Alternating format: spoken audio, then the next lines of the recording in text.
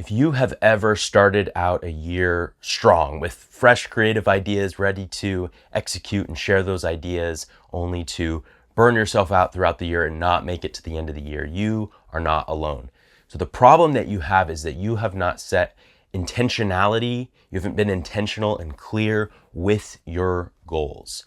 And so this video, I'm gonna talk through how you can plan your year for creative output. You can plan how you want to express yourself creatively, and specifically the way that you will calendar that, set rhythms, and be intentional to make all that happen. So the last video I made, I described what an annual reset is. I basically talked about how annual resets have helped me over the last couple of years that I've implemented them and totally changed how I plan out my year. And I also talked through how I am planning to use an annual reset for this year to help me stay creative, stay on top of my creative goals, and just have clear boundaries, clear intentional expectations for what I'm going to be doing in the year as a creative. I am going to break down and share with you what the elements of an annual reset are. Essentially, how do you have an annual reset?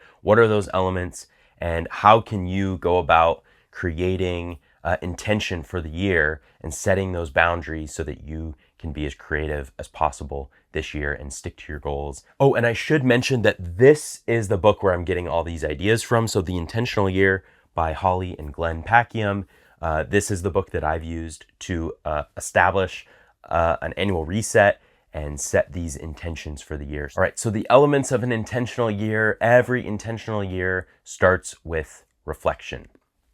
When you are setting up for your reset weekend or whatever that looks like, however many days and nights that looks like, getting away and being able to set aside time, you always want to start with hours and moments to reflect on the last year. So you want to look back. You want to look back at the last year, the highs, the lows, the good and the bad.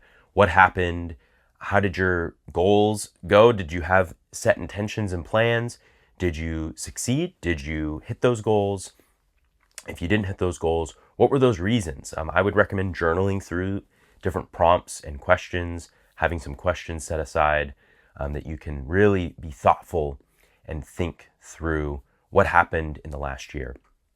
And then as part of that reflection, you want to look ahead. Hey, what are you looking forward to in the next year? After you have reflected, then you want to go into the inventory. And there's basically 5 spheres, 5 areas of your life that you want to look at when you're taking an inventory of what happened in the last year and how you want to look and spend your time in the next year.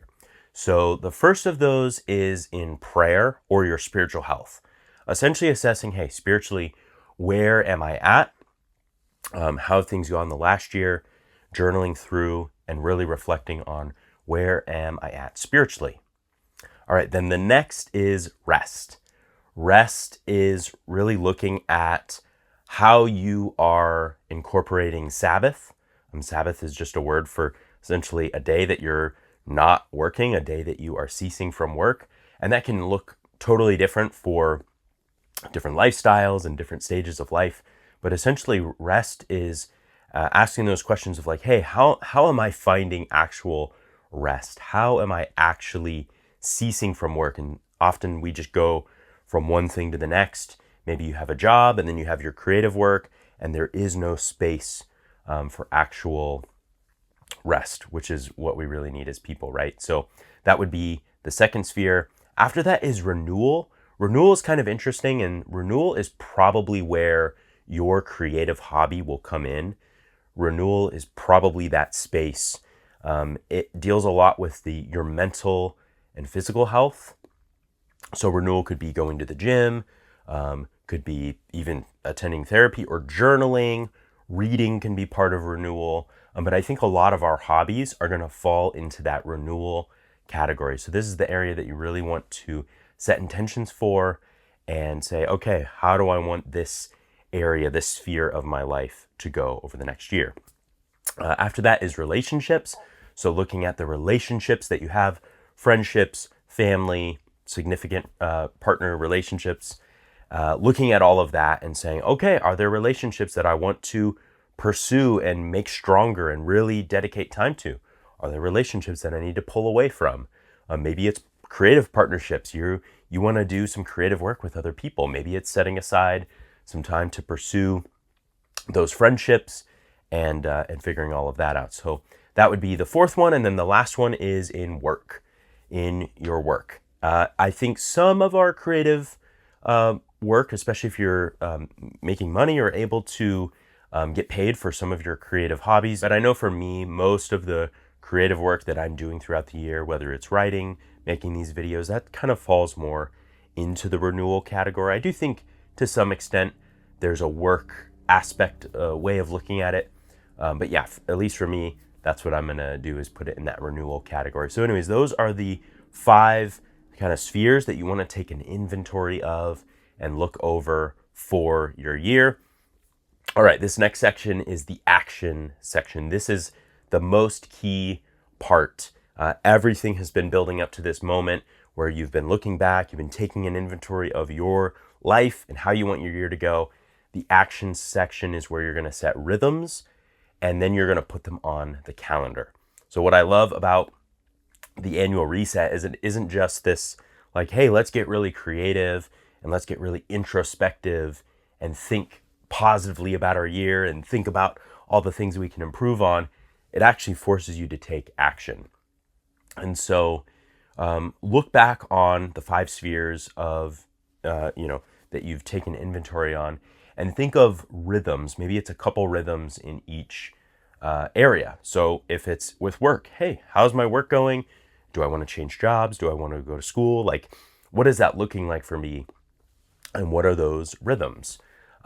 One for renewal, if you're looking at your creative hobbies and you're thinking, okay, I want to pursue writing. I want to pursue music. I want to pursue expressing myself creatively, whatever that unique thing is for you.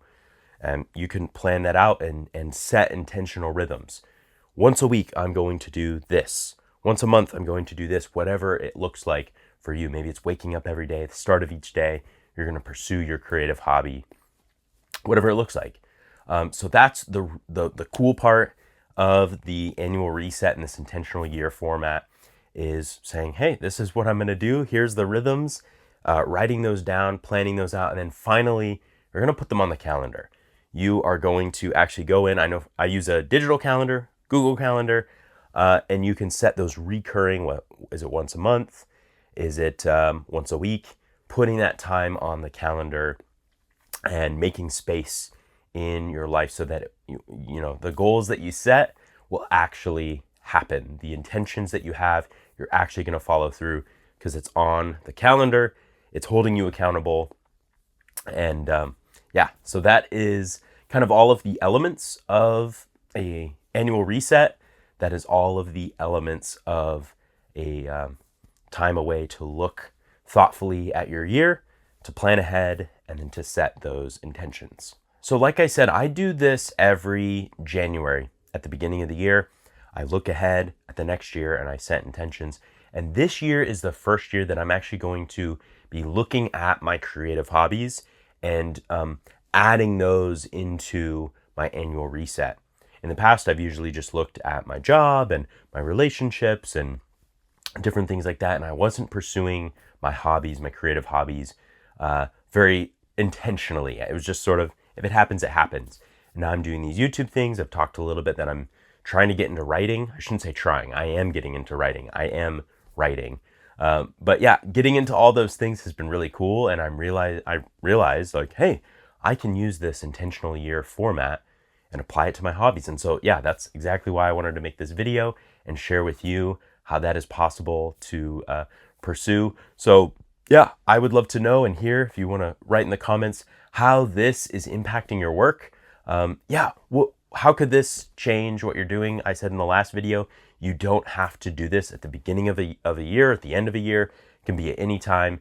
Look ahead at the next 12 months whenever you are doing this. I think it can have a big impact on how we, live our lives, but of course, how we plan out our years as creatives and how we set intentions for our creativity.